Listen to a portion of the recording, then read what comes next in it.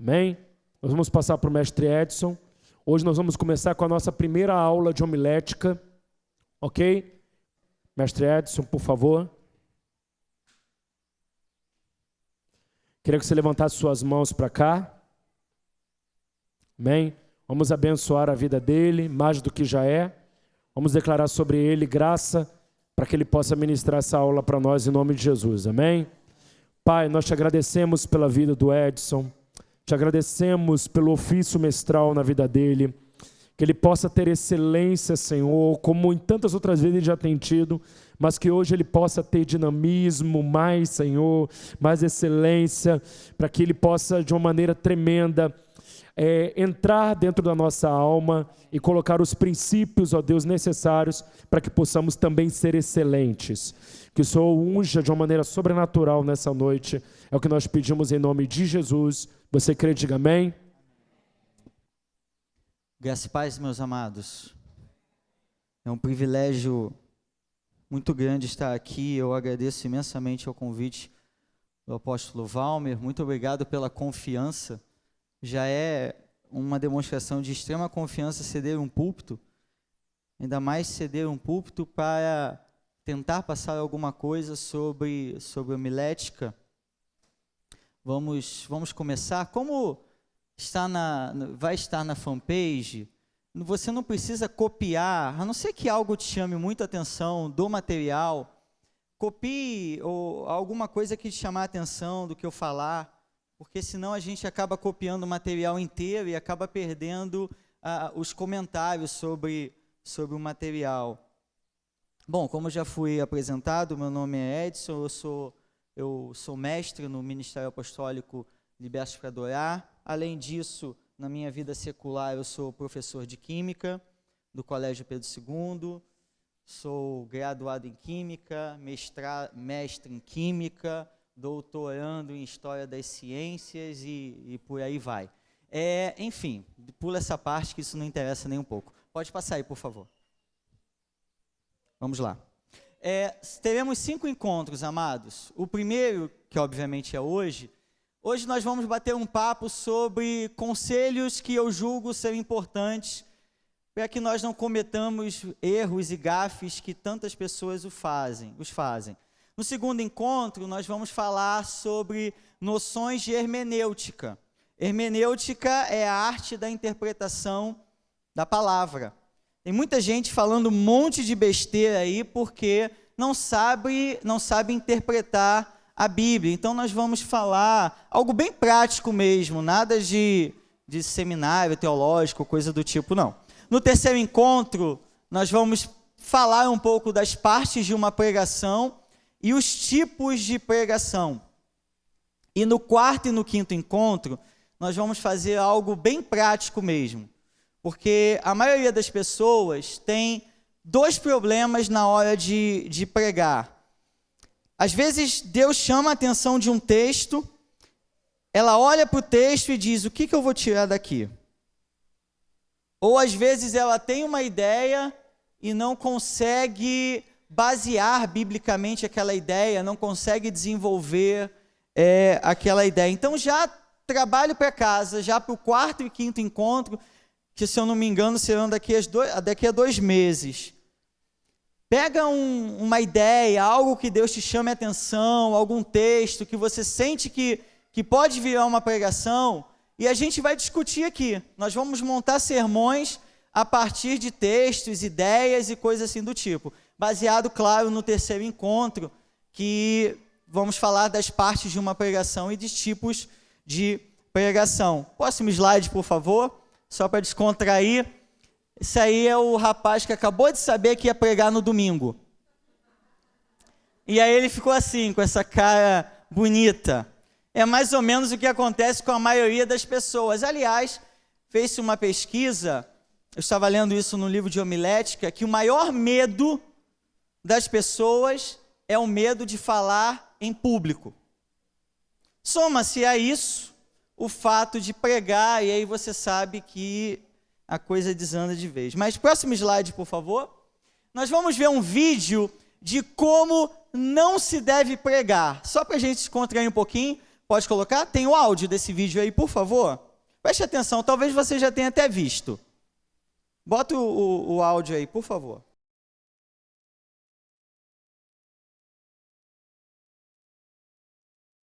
Aleluia! Vai! Lá atrás, como é que é? Como é que é? Vai! Vou chamar aqui um irmão para pregar aqui. Cadê o irmão? Ei, irmão, vem aqui, irmão. Aleluia! Prega aí, irmão. Aleluia, glória a Deus. Aleluia, Jesus é bom. Jesus é maravilhoso. Jesus é fiel e tem todo o poder. Aleluia.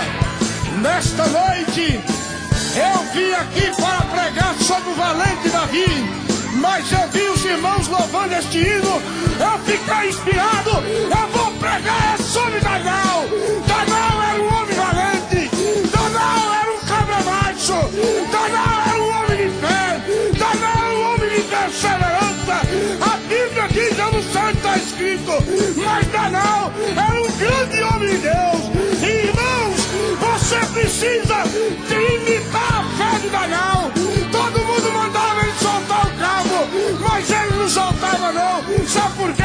Porque Daniel era um homem valente. Segura o cabo, Daniel!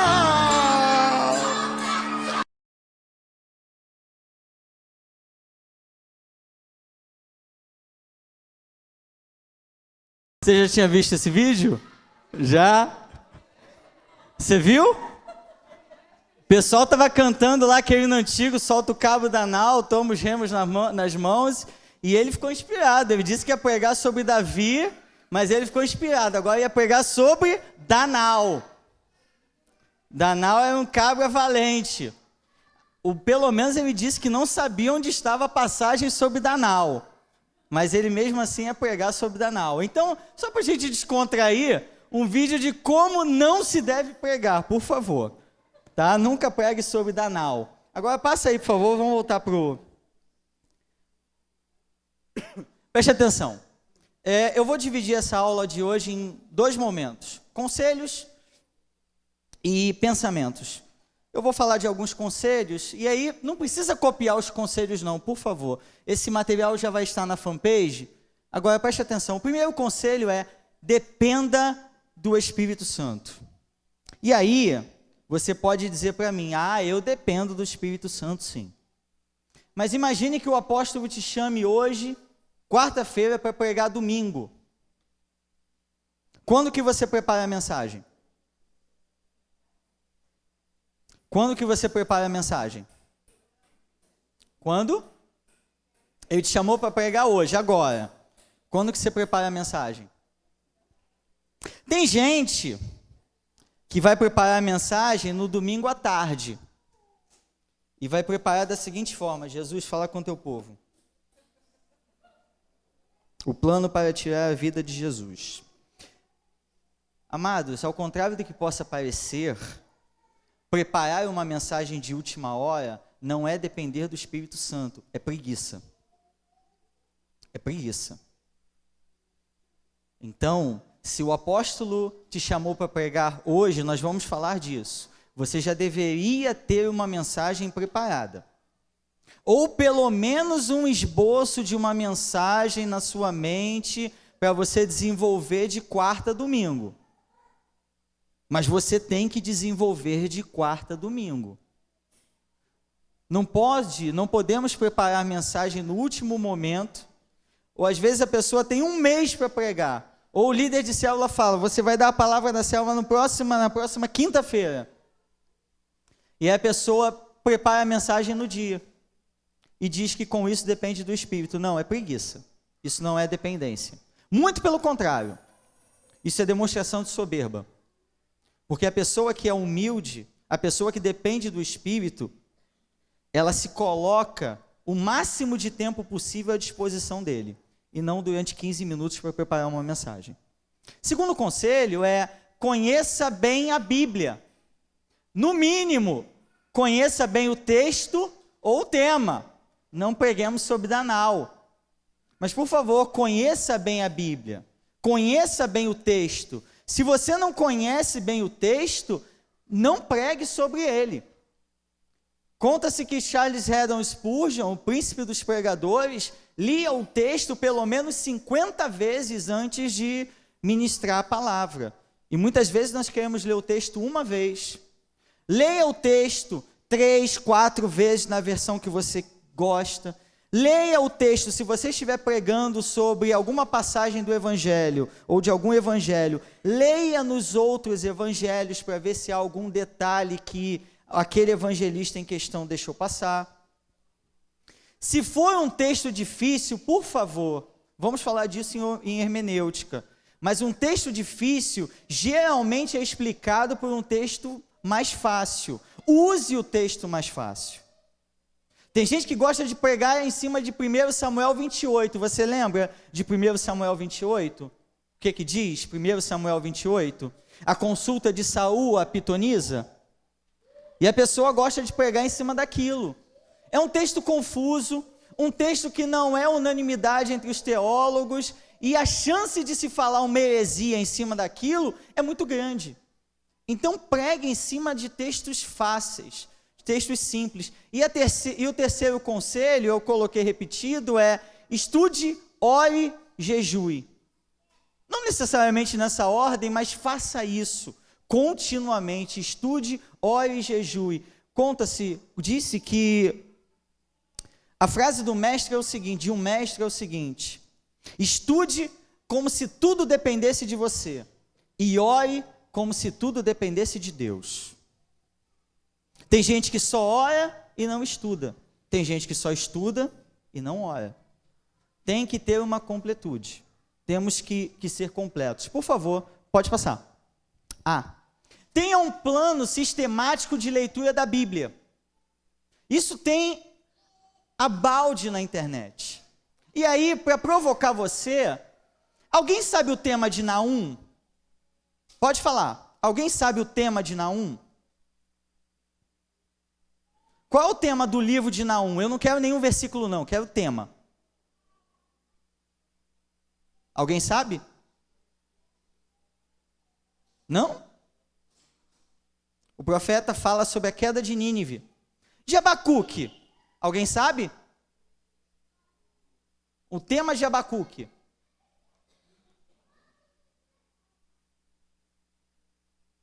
Não?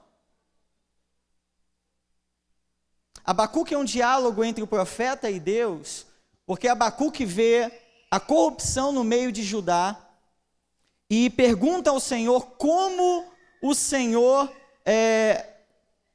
que é justo, como o Senhor acabaria com aquela corrupção no reino de Judá, e o Senhor diz no capítulo 2 que mandaria a Babilônia para destruir Judá e acabar com a corrupção, purificar o povo. E o profeta pergunta, mas como o Senhor manda um povo mais impuro para causar violência a um povo menos impuro? E o capítulo 3 é um poema de confiança entre o profeta e o Senhor. E de Obadias? Alguém sabe o tema de Obadias? A queda do reino de Edom. Por que é importante um plano sistemático de leitura da Bíblia? Porque quase ninguém lê esses livros. Qual é a nossa tendência? Lermos os evangelhos, lermos Atos, lermos Salmos, Provérbios. Alguém aqui já leu Levítico? Quer dizer, mas Levítico é importante também. Se nós não tivermos um plano sistemático de leitura da Bíblia, qual é a nossa tendência? Esquecermos esses livros. E aí passamos há tanto tempo dentro da igreja, ou pelo menos assistindo os cultos, e nunca lemos a Bíblia toda. O nosso problema é que nós muitas vezes não conhecemos a Bíblia. Eu não coloquei, mas veio agora. Tem muita gente que cita pseudos trechos bíblicos. Por exemplo, tem gente que diz que a Bíblia diz que não cai uma folha da árvore se não for da vontade do Senhor. Embora isso seja uma verdade, não está na Bíblia, está no Alcorão. E as pessoas acham que está na Bíblia. Outro texto da Bíblia: o cair é do homem e o levantar é de Deus. Está na Bíblia, não. O nosso problema é esse. Oséias diz que o povo perece por falta de conhecimento.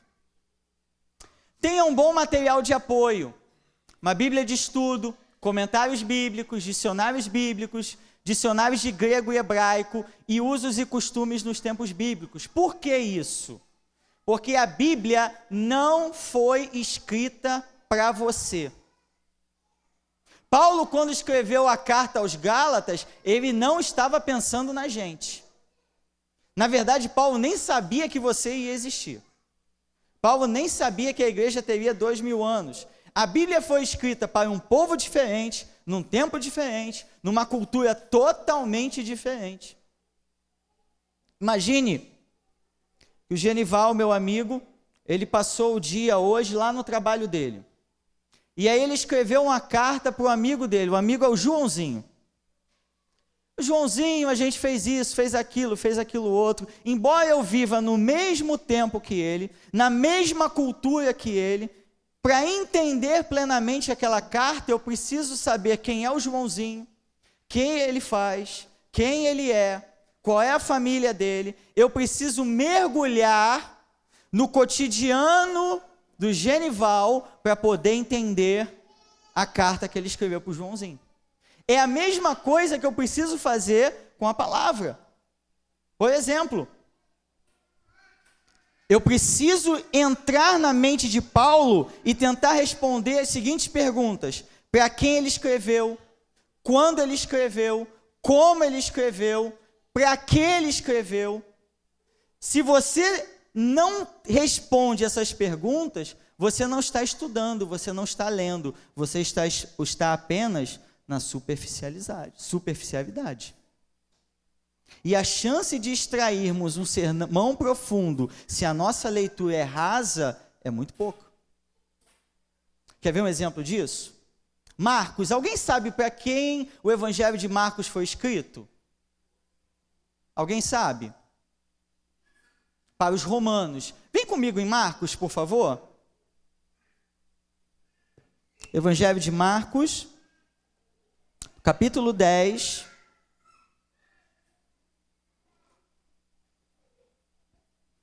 Capítulo 10, versículo 12. Evangelho de Marcos, capítulo 10, versículo 12. Só uma pincelada rápida. Alguém pode ler, por favor? Marcos 10, 12, rapidinho.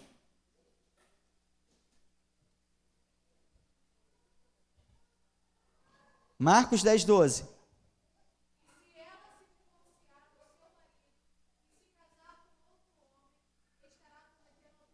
Quem disse isso?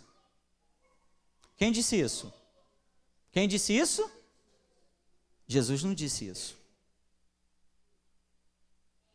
O texto vai dizer que Jesus disse isso, mas Jesus não disse isso. Por quê? Marcos escreveu para os romanos. A Ju leu o seguinte: e se a mulher repudiar o seu marido e casar com outro, comete adultério.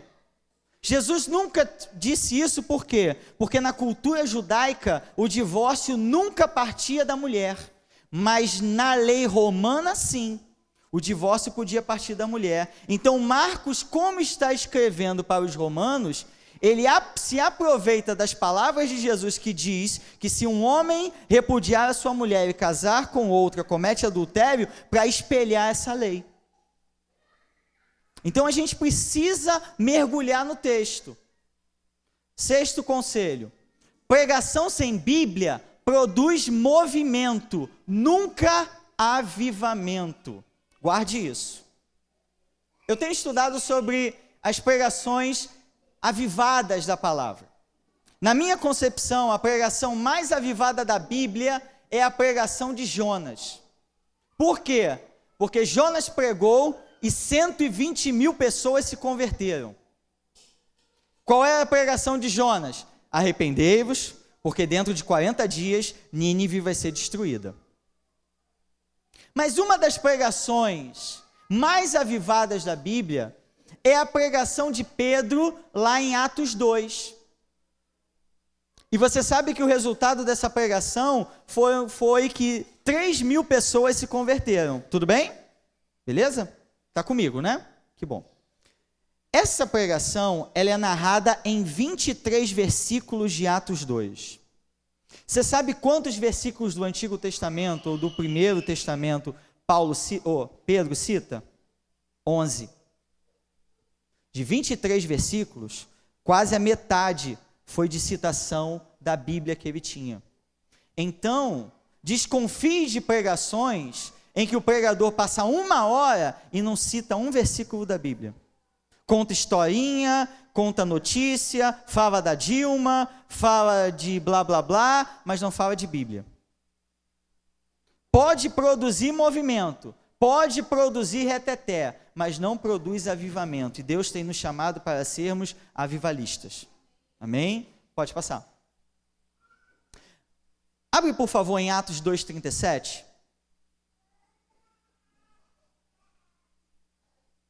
Quem pode ler? Abriu, leia, por favor.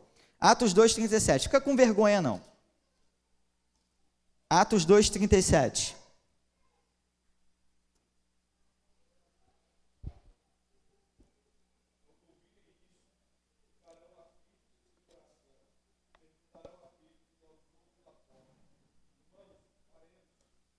Quando Pedro terminou de pregar, o que a multidão disse? E agora? O que a gente vai fazer? Uma pregação avivada sempre leva os ouvintes à ação. Nós vamos falar disso um pouquinho melhor daqui a pouco. Mas uma pregação, preste atenção nisso, uma pregação que não leva ninguém a agir, não valeu de nada. Se você está pregando e as pessoas não sabem o que fazer depois da pregação, essa pregação não valeu de nada. Se não há esse convite ou esse compungir à mudança, a fazer algo, não valeu de nada a pregação. Versículo 8. Oitavo conselho. Nunca ceda às pressões para a pregação dar certo. E eu botei entre muitas aspas esse dar certo. Por quê? Porque no meio pentecostal, a gente classifica uma pregação dar certo com o feedback do povo. Se galera está dando aleluia, glória a Deus, pulando, rodopiando, a pregação está dando certo. Nem sempre. Nem sempre. Porque é apenas grito, é apenas emoção. Aí eu preciso da Bíblia. Eu preciso aprofundar a palavra. E aí, nessa ânsia de fazer a pregação dar certo, o pregador vê que ele está falando e o povo está olhando com cara de torcida do Vasco para ele. O que ele faz? Irmão, tem um homem de branco aí do teu lado. E aí vai começando a falar chavão. A vitória é nossa! E vai embora. Para quê? É dar glória a Deus. Essa é uma pregação avivada? Não. É uma pregação que gera movimento, mas não gera avivamento. Não ceda a essas pressões. Tem esse compromisso. Não ceda a essas pressões. Se for dar o endereço dos versículos, faça-o com correção. Por favor, se você disser que Paulo falou uma coisa, mas na verdade foi Pedro, é melhor fazer como Billy Graham. A Bíblia diz. Acabou. Você falou a Bíblia diz, desde que não caia uma folha da árvore se não for da vontade de Deus. A Bíblia diz, você tem certeza que está na Bíblia? Pronto. Agora, eu sei quem falou, com certeza eu sei quem falou. Diz quem falou. Eu sei o livro, diz o livro. Eu sei o capítulo, diz o livro e o capítulo. Eu sei o versículo, dá um endereço completo. Mas só apenas dê com certeza. É melhor não dar o endereço do que dar o endereço errado. Tudo bem? Se você sabe que o texto está lá em Filipenses 3, Beleza. Filipenses 3 diz isso, isso, isso. Ah, Filipenses 3:12 diz isso, isso, isso. Ok. Não sabe qual carta Paulo escreveu. Paulo disse isso, isso, isso. Não caia na tentação de dar o endereço e dar o endereço errado, porque as pessoas anotam. As pessoas anotam. Muitas vezes, algumas anotam.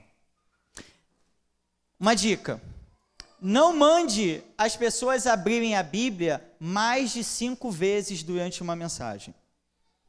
Nós vamos discutir isso depois. Hoje, os textos estão projetados, ninguém mais precisa trazer a Bíblia, todo mundo está abrindo o celular, a coisa é diferente. Mas, se o seu texto, se a sua mensagem for uma mensagem temática, vamos falar disso melhor depois, mas a pregação temática, ela pode usar a palavra inteira, a Bíblia inteira, para referendar aquele tema, para corroborar o tema. Se você pediu para o pessoal abrir em Gênesis, depois em Salmos, depois em Lucas, voltou para Êxodo, meu querido, eu estou dizendo por experiência, na 5ª referência o povo já não abre mais. Então, se é um versículo que dá para você citar, cite. Se ele não é tão importante no contexto da sua pregação, cite-o. Agora, se ele é fundamental para o entendimento do povo, pede para abrir. Agora, eu vou dar uma dica, isso é uma dica boa, para citar um texto. Você às vezes até sabe o texto, sabe onde ele está, e você sabe de cor, problema nenhum. Só que, meus amigos, meus irmãos, aqui atrás, dá um nervosinho. Então, o que muitas vezes eu faço? Eu, Edson, faço, no meu esboço. Sei que o texto começa com alguma frase, por exemplo, sei lá, Salmo 23:1, Senhor é meu pastor, de nada terei falta na NVI. Para não dar aquela trava, eu coloco, o Senhor é, Salmo 23:1. Por quê? Porque se eu ler e li lá no meu esboço, o Senhor é, já foi. O Senhor é meu pastor, nada me faltará. Já foi. Então coloque as 2, 3 primeiras palavras do versículo. Se ele é importante para você citar, coloque isso se você souber de cor. Tá? Agora, não vai também misturar versículo não. Tá? Grandes coisas fez o Senhor por nós. Como é que é lá de 1 Samuel? Até aqui nos ajudou o Senhor e por isso estamos alegres. O pessoal misturou o Salmo 126 com 1 Samuel 7. Por favor, não faça isso. Tá? Não tem problema nenhum. Tem computador, beleza. Não tem problema nenhum. Pode passar. O 11º conselho é muito importante. Nunca imite ninguém. Seja você mesmo. Você tem um chamado, você tem uma unção, você tem um ministério, você pode ter referências, mas não imite. Tem gente que imita o modo de vestir, o modo de se portar, o cabelo, o jeito de pregar. Não faça isso, é feio, muito feio fazer isso, por favor. Todo mundo percebe, acredite, todo mundo percebe que você está imitando alguém, porque você não é você. Tem gente que muda a voz, imposta a voz como pregador fulano de tal, como cantor Beltrano, como ministro de louvor. Não faça isso, é feio e todo mundo percebe, ok?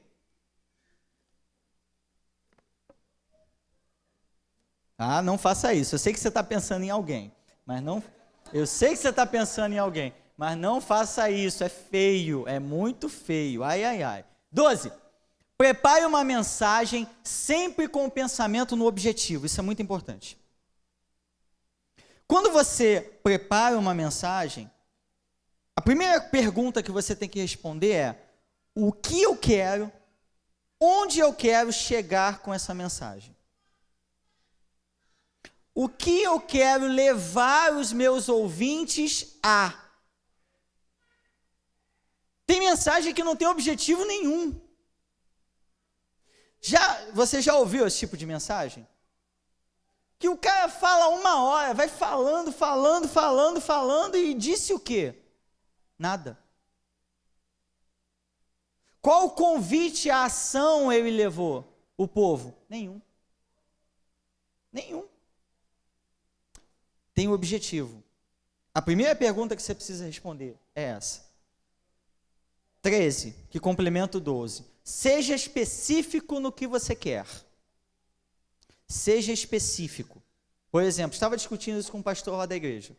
O objetivo da minha mensagem é que o povo deseje ter sua intimidade com Deus aumentada. Beleza, respondi. Meu objetivo é esse. Irmãos, nós precisamos ter uma maior intimidade com Deus. Não venda a sua intimidade com Deus por nada nesse mundo. Beleza, entendi que eu preciso ter a minha intimidade com Deus aumentada. Como? Indique, seja específico. Como?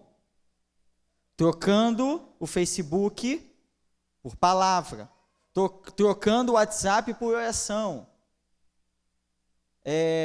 trocando um filme a mais no Telecine por jejum. Indique o caminho, seja específico. Senão as pessoas vão sair, poxa, eu entendi, mas qual o caminho que eu devo seguir?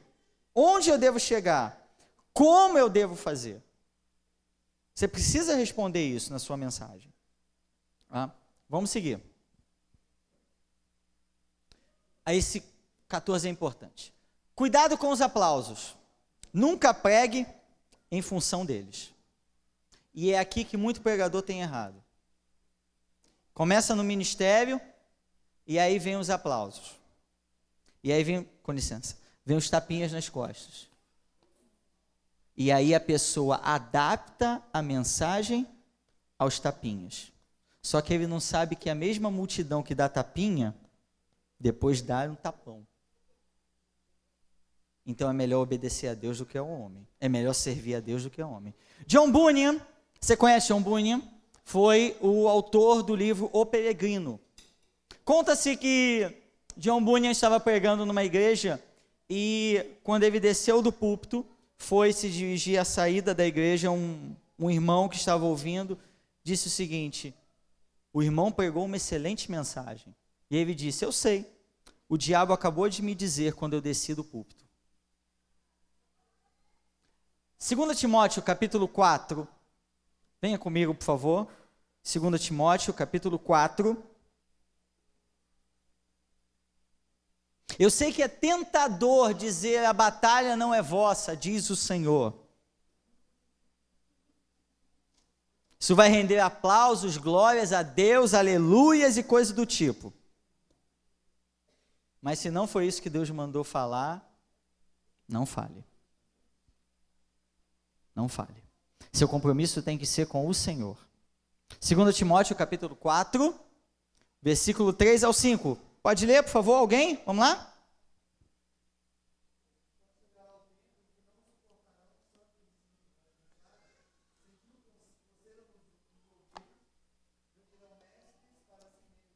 Raça ruim. 4 e 5.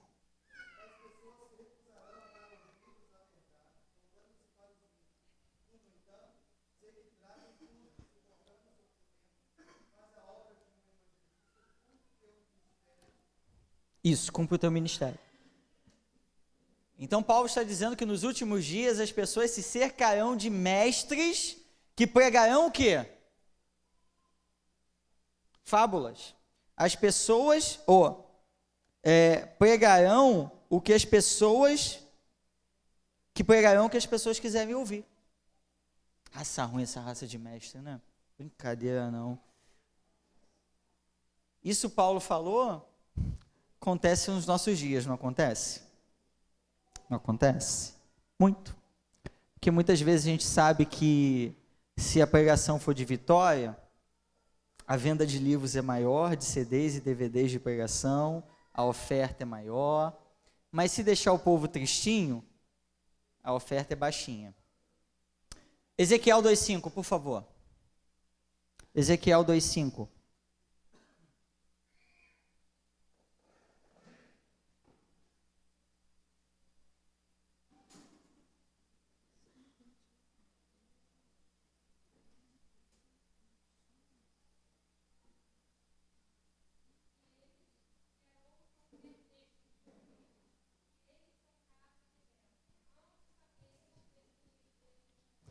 Qual é o compromisso de Ezequiel? Falar a verdade de acordo com aquilo que o Senhor mandou. O Senhor garante resultados? Nesse versículo? Garantiu resultados? Garantiu multidões de ouvintes extasiados? Não, né? Disse o quê? Quer ouçam, quer deixem de ouvir, porque são casa rebelde. Mas eles vão saber o quê? Que houve um profeta no meio deles. Qual é o nosso compromisso?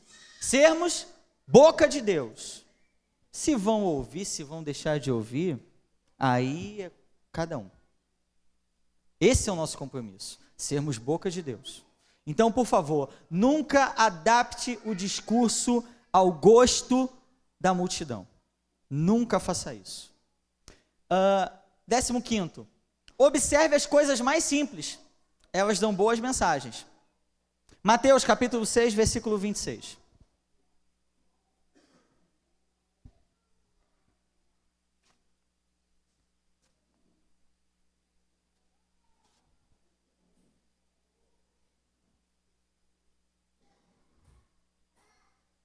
Mateus 6, 26 e 29.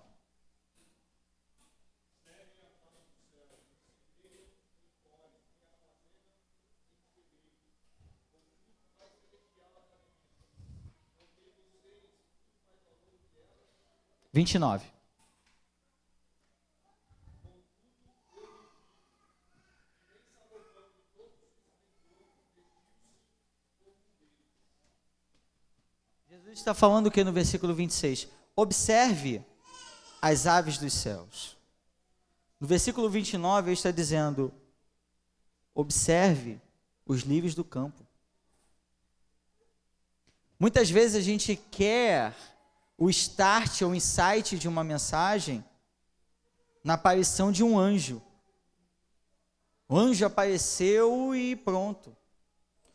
Jesus está dizendo o seguinte, observe e aprenda com as coisas mais simples.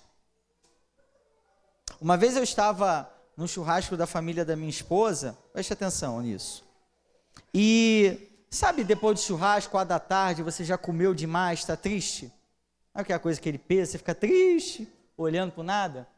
Pois bem, eu estava olhando para o nada, aí uma menininha, do tamanho do Davi, ela foi passar, havia um telhado e uma calha e havia uma vala, uma pequena vala de 15 centímetros, onde a água escorria até chegar no ralo.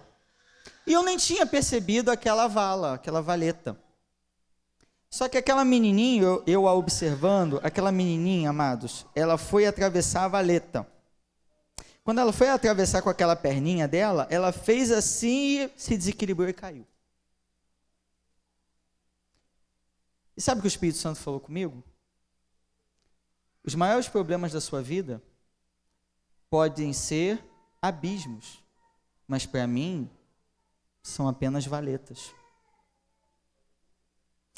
E sabe o que é mais engraçado?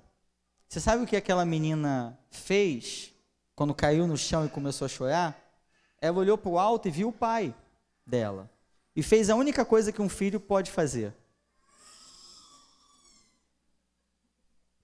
Parece com alguém que você conhece? Vou falar igual uma expressão que a gente usa. Isso dá uma pregação. Então, observe coisas simples. Seja ministrado por coisas simples. Observe as folhas caindo. Observe. Os grandes pregadores, os grandes homens de Deus, os grandes heróis da fé, eles passavam horas contemplando a natureza, porque a Bíblia nos diz, no Salmo, que os céus manifestam a glória de Deus, o firmamento anuncia as obras das suas mãos. 16º conselho, ilustrações são bem-vindas numa pregação. É muito interessante uma pregação com uma ilustração, com uma história. Eu ainda vou fazer isso.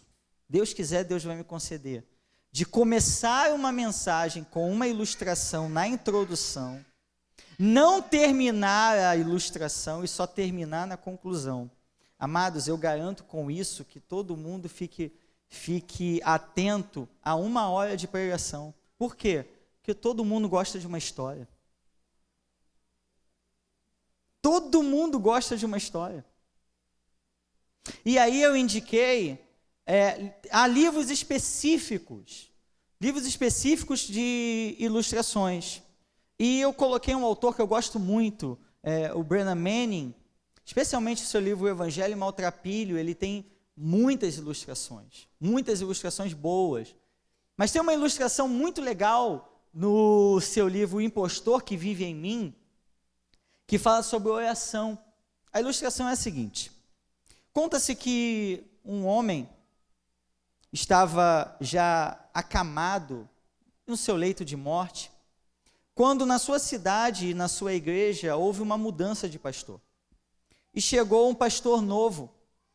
E a primeira recomendação que fizeram a esse pastor novo foi que visitasse aquele homem antes que ele morresse.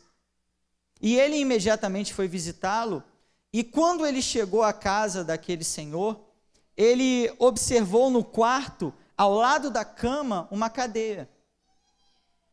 E a primeira coisa que ele disse para aquele homem foi: poxa, que bom que avisaram ao senhor que eu viria, o senhor já até preparou uma cadeira para eu sentar ao lado da sua cama. Cadeira? Para você sentar? Não, eu nem conheço você. Quem é o senhor? Não, eu sou seu novo pastor, vim lhe visitar. Mas o que essa cadeira está fazendo aí ao lado da sua cama se não era para eu usar? E aquele homem respondeu: sabe, filho, eu não tenho grandes estudos. E eu não sabia o que era oração. Meu antigo pastor me recomendou um livro sobre oração, mas havia tantos termos difíceis que eu nem sabia o que significava. E eu parei a leitura na página 12. Até que um amigo meu disse o seguinte: orar é conversar com Deus. Então o que eu fiz? Coloquei uma cadeira ao lado da minha cama, imagino Jesus sentado nessa cadeira e converso com ele. E o pastor perguntou: isso deu certo?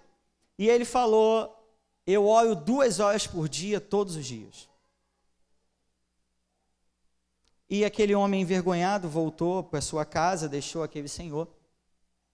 E dias depois ele recebe a notícia por telefone da filha daquele homem que aquele senhor tinha falecido. E ele pergunta: e o seu pai morreu em paz? E ela disse: sim, pastor. Agora, que coisa engraçada. Ele morreu com a cabeça em cima da cadeira. Eu acho que essa ilustração fala muito melhor de oração do que muita palavra que a gente quer, muito termo teológico. Então, uma ilustração, ela dá um toque a mais na mensagem. Isso significa que uma mensagem boa tem que ter ilustração? Não. Mas também não vamos para o outro lado. Não vamos pregar apenas ilustrações e esquecermos da Bíblia. Quantas ilustrações? 1, no máximo 2. Já foi. Tá bom? Pode seguir. Ah, isso é legal. Nada deve chamar mais atenção em você do que a palavra de Deus. Cuidado com o vestuário. Quando eu sou convidado para pregar em qualquer igreja, aqui não porque eu já conheço, mas em qualquer igreja que é a primeira vez que eu prego, principalmente no meio pentecostal, clássico, né, o pentecostal tradicional, se é que eu posso dizer isso, a primeira coisa que eu pergunto é: com qual roupa que eu vou? Por quê? Se eu for pregar assim, numa Assembleia de Deus, ninguém vai me ouvir. Na verdade, eu estou desrespeitando aquela igreja. Já que eu aceitei pregar naquela igreja, eu devo seguir os costumes daquela igreja. Então, por favor, se você for pregar em qualquer outra igreja, pergunte qual roupa adequada para você estar lá. Eu sei que o apóstolo prega do jeito que ele está no domingo, mas se ele for numa outra igreja que exija o terno, ele vai estar de terno. E é assim que nós temos que ser. Ah, não, mas eu só prego de jeans. Então não pregue lá. Então pregue apenas onde é permitido pregar de calça jeans. Não sirva de escândalo para ninguém. Eu falei isso mais com a intenção de me adaptar ou nos adaptarmos aos costumes. Não vou nem falar de roupas indecentes e coisas do tipo. Não preciso nem falar disso. Mulheres usando calça numa igreja que só pode saia. Ah, mas a Bíblia não diz. Não importa. Respeite. Respeite. Tá? Ah, tá. Isso também é importante. Conheça bem a doutrina da igreja a qual você vai ministrar. Conheça bem a doutrina. Por exemplo, eu sou oriundo de uma igreja presbiteriana. E numa igreja presbiteriana, o batismo é por aspersão. Se você está pregando e diz lá, Jesus foi batizado por imersão e o batismo bíblico é por imersão, daquele ponto em diante, só vão ouvir você falando blá, blá, blá, uísque e sachê. Só isso. Por quê? Porque você desrespeitou a doutrina. Porque você desrespeitou a doutrina. Ah, mas a minha... Guarde a sua convicção para você. Ah, então é para eu dizer que o batismo bíblico é por aspersão? Não. Simplesmente evite. Evite falar de algo que você não concorda. Ok? Ah, respeite horários. Isso é muito importante. A primeira coisa que eu perguntei para o apóstolo, que foi, apóstolo? Quanto tempo eu tenho? Ele vai falar para mim, falou para mim, 1h10. Você tem 1h10. Se eu prego 2 horas, quer dizer, se eu converso com vocês 2 horas, eu estou desrespeitando a confiança do apóstolo e estou desrespeitando vocês. Ah, mas foi o Espírito Santo que fez aquele reteté, aquele... Segura um pouco. Se te deram 15 minutos, em 15 minutos o Senhor vai fazer a obra. Confie nisso. E se o Espírito Santo, e dizem, e é verdade, que se o Espírito Santo não fala nada em 20 minutos de pregação, não vai falar nada nos outros 40, 50, 60 minutos. Tudo bem? Ah, isso é legal. Não faça as pessoas assistirem uma partida de tênis ao vê-lo pregar. Você já viu uma partida de tênis? Já? Como é que fica o povo lá assistindo tênis? Porque Deus nessa noite quer fazer e vai para lá e vem para cá. Amado, saiba de uma coisa. Nos primeiros 5 minutos te acompanham. Nos outros 20 não olham mais para você. E no resto já estão rindo. Tudo bem? Pode passar. Mas também não seja uma estátua. Irmãos. Aliás, por favor. Tem gente que fica 1 hora descansando no púlpito. Está cansado? Tem gente que prega assim. Mas qual é como eu devo me debruçar sobre o púlpito? Se eu quero falar algo mais íntimo com a igreja, eu me aproximo. Mas ficar assim o tempo todo, não dá. Não dá. Parece estar cansado. Cuidado com as palavras repetidas. Veja isso na sua oração. Tem gente que ora assim: Pai querido, Pai amado, nós estamos aqui nessa noite, Pai querido, Pai amado, para te adorar, Pai querido, Pai amado, para te glorificar, Pai querido, Pai amado, para te bendizer, Pai querido. Meu Deus do céu!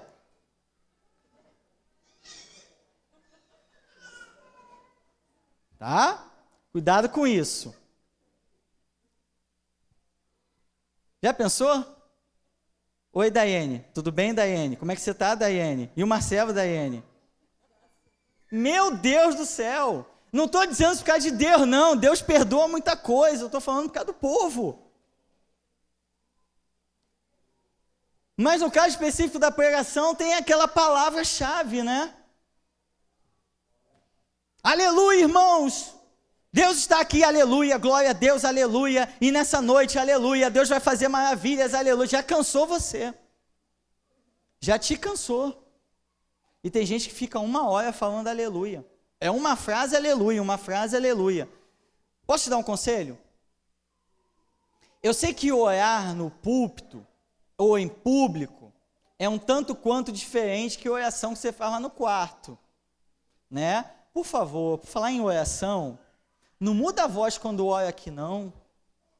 Fica feio. Tá bom? Não imposta a voz não. Deus! O Senhor que está assentado nas mais altas galáxias. E vai embora, parece até o Jaspion. Os irmãos, tem gente que está orando, parece que abriu o dicionário e está falando lá. Cuidado. A dica é: ora para o seu esposo, para a sua esposa, seu pai, para sua mãe, para o seu filho, e vê se tem algum cacuete. Por falar nisso, em cacuete, por favor, cuidado com os. Por isso que a melhor coisa a se fazer, quando você for pregar, pede para alguém de confiança filmar. Peça. Por quê? Às vezes você passa a mão no cabelo 10.000 vezes e nem percebe. Mas o povo percebe. Às vezes você coloca a mão no bolso 500 vezes, fica assim, tem gente que fica assim. Você não percebe, é automático, mas o povo percebe. Tem gente que ajeita a calça. Tem gente que faz isso, irmãos. Você não percebe, mas o povo percebe. Não seja monótono. Varie seu tom de voz. Dê ênfase àquilo que necessita de ênfase. Não seja nem assim. Irmãos, Deus nos convida nessa noite a abrirmos a sua palavra no Santo Evangelho, segundo escreveu Marcos, no capítulo 3. Meu Deus! Mas também não seja o oposto. Irmãos, abra comigo a sua Bíblia no Evangelho de Marcos. Meu Deus! Haja garganta, haja água também, né?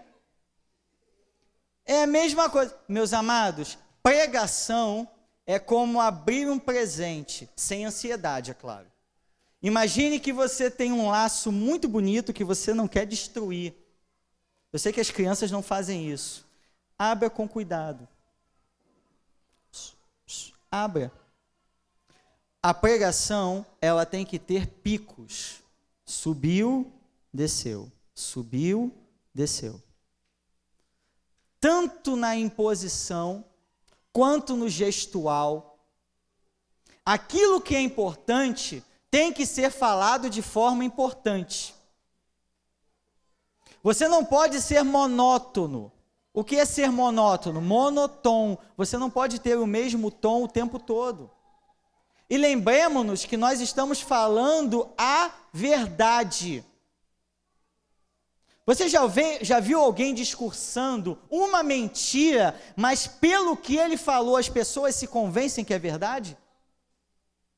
Por quê? Não foi o que ele disse, foi como ele disse.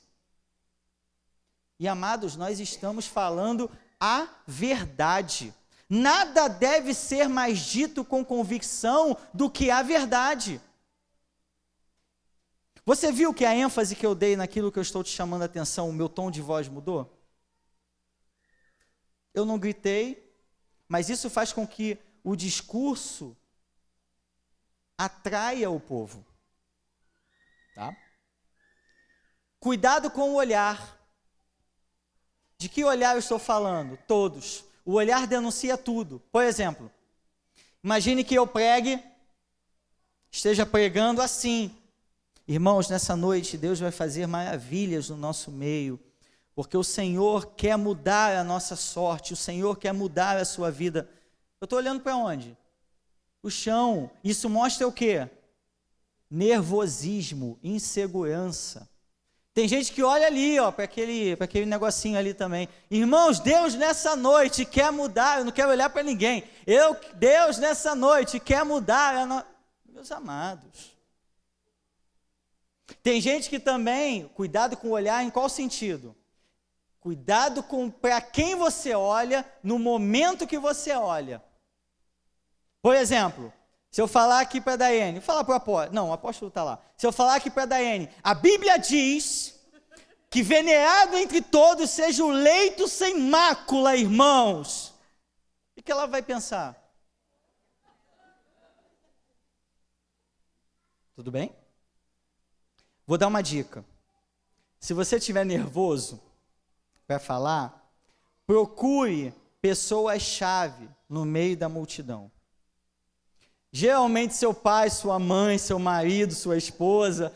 Se eles estiverem dormindo, aí complicou. Seu discipulador, sua discipuladora, porque geralmente eles estão assim, ó.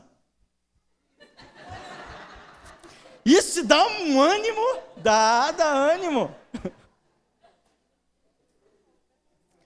Procure essas pessoas-chave, tá? Qual é a dica que eu dou? Olhe para todo mundo e não olhe para ninguém.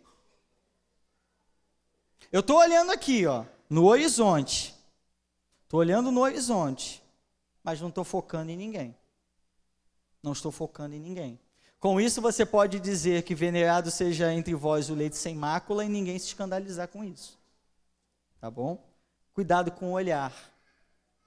Não demonstre nem nervosismo e nem que você está pregando para alguém, especificamente. E geralmente isso não é revelação do Espírito Santo, né? É revelamento. E não é profecia profetada. Manda ver. Ah, isso é terrível. Nunca diga, irmãos, eu estou nervoso. Nunca diga, irmãos, eu não queria, mas o apóstolo me colocou nessa furada. Nunca diga lá na célula, o meu discipulador, eu não queria, irmãos, não queria, mas o meu discipulador me obrigou a ministrar a palavra. Então não ministra. Então não ministra. Se você mesmo não respalda aquilo que você vai falar, por que você espera que o povo respalde? Você está nervosíssimo, está lá, ó, tremendo o joelho. Não importa. Não importa. Diz lá, ó, bota a bola no peito e segue. Vamos embora, respira fundo e vamos. Nunca exponha ninguém, tá? Por favor. Nunca diga, meu líder, eu não queria, irmãos, não queria, mas fui obrigado, tadinho de mim, coitadinho de mim. Eu levanto e vou embora, porque para mim aquela pessoa não tem nada para passar. Se ela acha que ela não tem nada para passar, isso faz parte da preste atenção nisso, não está no slide. Isso faz parte da pré-pregação. O que é pré-pregação? É algo que vem antes da pregação? A pré-pregação pode ocorrer de duas formas. Quando você é convidado para ir a uma outra igreja, fazem por você. Por exemplo, imagine que eu seja convidado Aí o apóstolo chega para mim, diante de vocês, e fala: irmãos, mestre Edson é uma bênção, um homem de Deus, e aquilo que ele vai falar é importante para mudar a sua vida, eu tenho certeza que Deus vai falar contigo. Como é que fica a sua expectativa? Sua expectativa aumenta. A pré-pregação tem o objetivo de aumentar a expectativa do povo. Se você estiver pregando na sua congregação, desde que você não fale mentira, por exemplo, eu preguei domingo passado em Libertos, algo que transformou minha vida, mudou mesmo, de coração. O que eu falei, irmãos? Se você prestar atenção naquilo que Deus tem para falar com você nessa noite, a sua vida pode ser mudada. E aí comecei a desenvolver a mensagem. Você está entendendo como isso gera expectativa no povo? Como isso aumenta? Eu peço que você venha comigo, por favor, vamos ver isso em Lucas. Deixa eu basear isso na Bíblia, para você não achar que é psicologia. Lucas capítulo 10.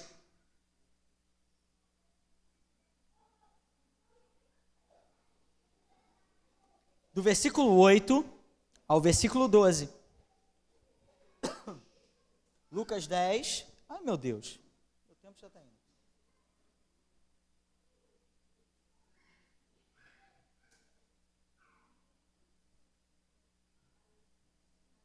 Alguém pode ler? Lucas 10, do 8 ao 12, por favor?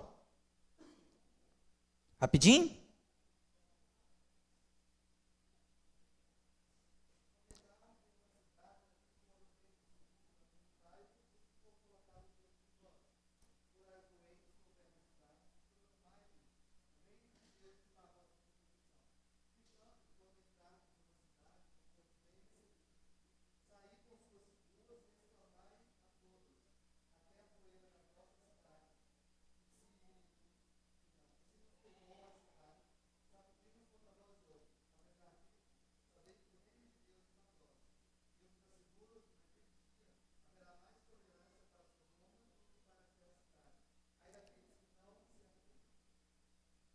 Jesus está enviando quem?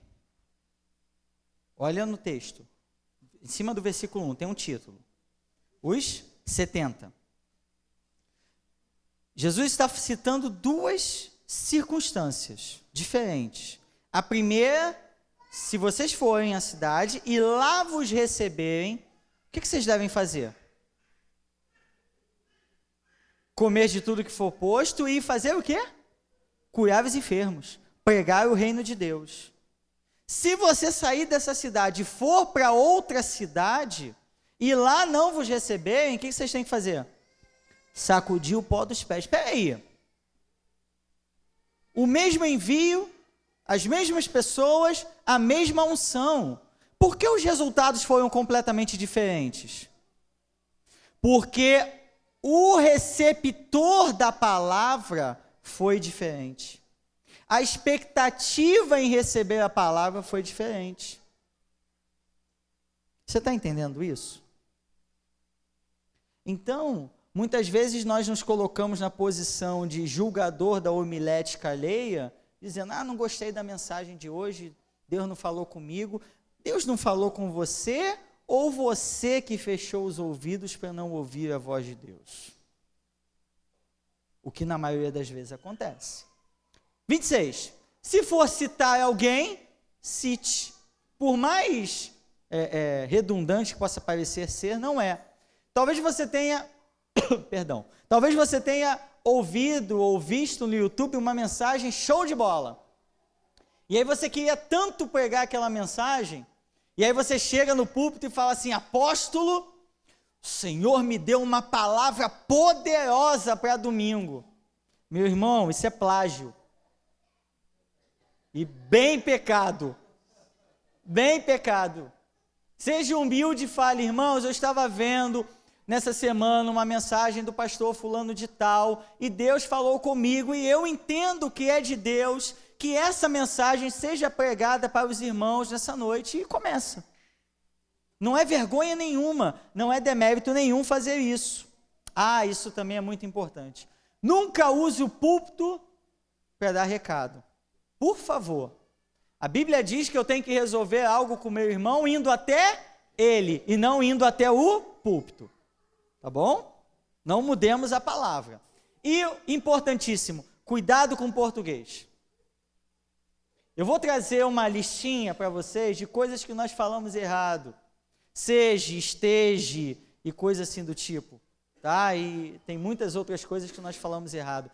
Qual é a nossa dica para falar certo? Minha vovó dizia que costume de casa vai à praça. Vovó dizia isso.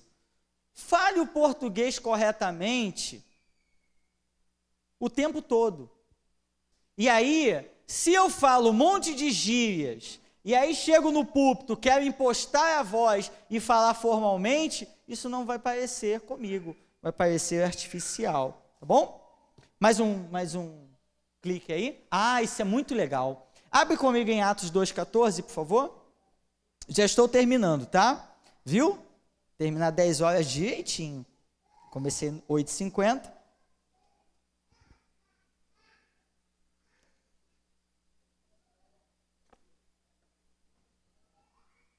Alguém pode ler? Atos 2,14?